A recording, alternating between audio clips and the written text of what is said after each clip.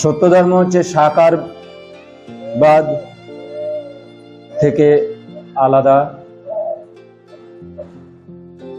সমস্ত ধর্মের, পৃথিবীতে যতগুলো ধর্ম আছে সমস্ত ধর্মই হচ্ছে সাকারবাদ। মানে শেষে গিয়ে এই কথাটা শুরু করলো যে সমস্ত বলতে পৃথিবীতে যতগুলো ধর্ম প্রণালী আছে সমস্ত হচ্ছে সাকারবাদ। সেই সমস্ত সাকারবাদ ধর্ম হইতে সত্য ধর্ম আলাদা। কেন? সাকার সীমা আছে, গুণ অসীম, পরলোক অসীম, পরমপিতা অসীম। যেখানে সীমা, যত সূক্ষ্মের দিকে ধাবিত হবে, স্থূল থেকে সূক্ষ্ম দিকে ধাবিত হবে, তত তা প্রত্যক্ষ হয় না, ইন্দ্রিয় গোচর হয় না।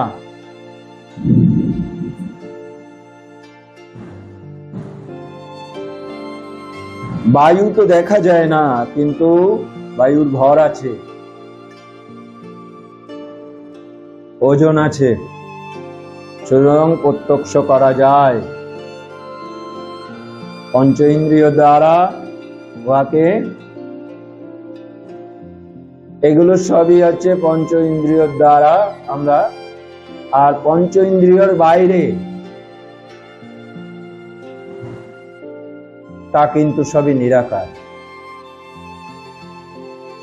যেখানে যার জন্ম আছে, স্থিতি আছে মানে বিচরণ করছে, আর মৃত্যু আছে,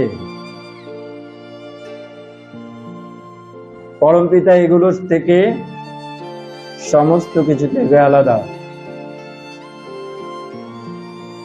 যাহা পঞ্চ ইন্দ্রিয় দ্বারা রাজ্য, উহা সাকার।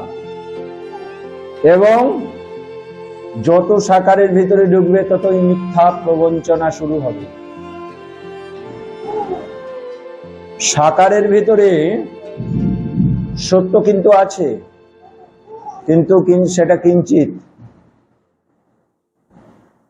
কখনো কখনো এই বিষয়ে দার্শনিকরা বলে, যেটা আমরা দেখছি আদৌ সেটা দেখছি কিনা সন্দেহ। এক ধরনের দার্শনিক, তারা এই কথাটাই বলে, সবই স্বপ্ন। আজকে যেটা আছে কালকে সেটা থাকবে না। কিন্তু আমরা তো তাকে ধরতে পারি, অনুভবে আনতে পারি, মানে ধরতে পারি, দেখতে পারি। তার অ্যাক্টিভিটি, তার প্রতিটা কার্য তার গুণের মাধ্যমে থেকে যায়, তার কার্যগুলো আমরা প্রত্যক্ষ করি, এটা সত্য। কিন্তু এখানে সাকারবাদ বলতে কি বোঝানো হয়েছে? সাকারবাদ বলতে বোঝানো হয়েছে যে সাকারবাদ মিথ্যায় পরিপূর্ণ, যে সাকারবাদ মিথ্যায় পরিপূর্ণ এবং আমি পরমপিতা, এবং ওই পুতুলটাকেও পরমপিতা বানিয়ে দিচ্ছে। ওই পুতুলটার একটা নাম রাখা হচ্ছে।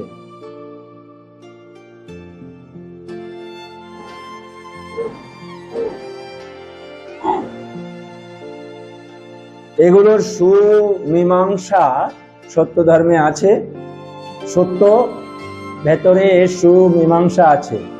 ধ্যানের পর্যায়ে পড়তে গেলে ধ্যান কয় প্রকার, সেখানে স্বল্পকালস্থা, দীর্ঘকাল স্থায়িনী মূর্তির দর্শন,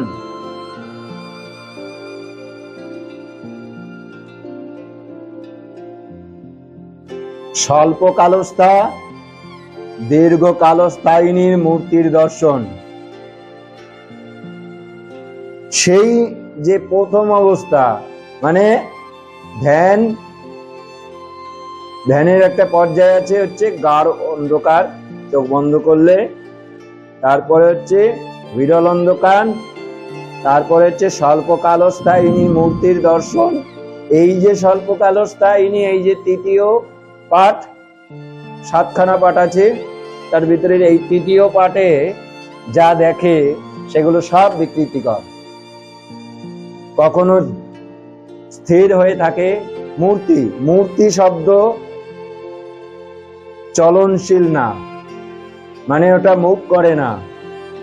মূর্তি যখন শব্দ ব্যবহার হয়, সে মূর্তির ভেতরে কিন্তু সঞ্চালিত অবস্থা থাকে না। সেই রকম মূর্তির দর্শন হয়, সেটা অনেক সময় থাকে বা ক্ষণস্থায়ীর জন্য থাকে। ওই সব মূর্তি বিকৃতিকর থাকে, এমনি সাধারণভাবে থাকে। এই সব মূর্তি দেখে ভাবে আমি বোধহয় এনার সাধনা করছিলাম, আমি একে দেখেছি, ব্যাস সেই দিয়ে একটা মূর্তি তৈরি করলো।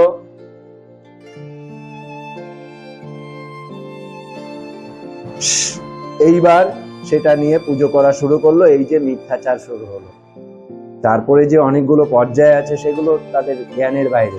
এই জন্য অজ্ঞান মূর্খ যারা এই যে সারা পৃথিবীতে যে ধর্ম করে বেড়াচ্ছে, অজ্ঞান মূর্খের মতন ধর্ম করে বেড়াচ্ছে, মানে মিথ্যাকে অবলম্বন করে যে ধর্মের ভেতরে বিজ্ঞান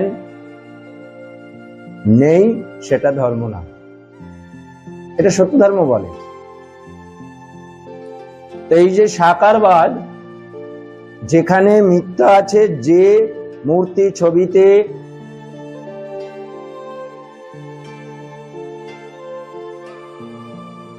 মিথ্যা পরিপূর্ণ, সেটাই সাকারবাদ। সেই সাকারবাদ থেকে সত্য ধর্ম আলাদা। আর এটা বলতে গিয়ে গুরুদেব বলেছে যে সমস্ত পৃথিবীর সমস্ত ধর্মই সাকারবাদে পরিপূর্ণ। এই যে এখানে লাইনটা তুলে দিয়েছে, সমস্ত প্রচলিত ধর্ম অপেক্ষা সত্য ধর্ম উৎকৃষ্ট। সত্য ধর্ম যে পৃথিবীর সমস্ত প্রচলিত ধর্ম অপেক্ষা সত্য, তার মানে প্রচলিত যা ধর্ম আছে সব মিথ্যা। এই কথাটা এখানে কি সুন্দর সুচারু রূপে এবং সুন্দরভাবে বললো। কিভাবে বললো? সত্য ধর্ম যে পৃথিবীর সমস্ত প্রচলিত ধর্ম অপেক্ষা সত্য, তার মানে প্রচলিত যা ধর্ম আছে সব মিথ্যা। ও উৎকৃষ্টতম, তা প্রথম অবস্থায় বর্ণিত হইবে। একশনে উহা যে অন্যান্য প্রচলিত ধর্ম অপেক্ষা বিভিন্ন, তাহা প্রদর্শিত হইতেছে। তাহলে পৃথিবীতে যতগুলো ধর্ম আছে সবই হচ্ছে মিথ্যায় পরিপূর্ণ রয়েছে, তার ভেতর দিয়ে সত্য ধর্ম উদ্ঘাটিত হয়েছে, আবিষ্কার হয়েছে। যারা এই করাল কবলে পড়েছে, কালগ্রাসে পতিত হয়ে রয়েছে, কালগ্রাস এখানে কি? এই হচ্ছে সাকারবাদ, হচ্ছে কালগ্রাস। এই কালগ্রাসে যারা পতিত হয়েছে, এই কালগ্রাস থেকে উদ্ধার করবার জন্য সত্য এসছে, প্রকৃত সত্য এসছে।